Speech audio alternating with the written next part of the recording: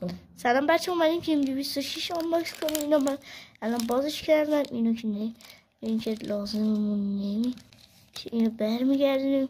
اولین کارت اینه، دومین کارتم این، سومین کارتم یا خدا بچه رونالدو، یادم فکر کنم چیزه رویاله. حالا من یه ذره یادم نمیدونم اینا چیه، تیم جدیده. خب بچه ها حالا بریم استیکراش، بچه اسمش اینجاست.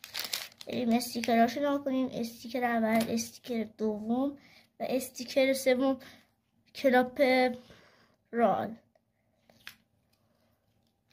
بچه ها این هم کارت هایی که ما گرفتیم.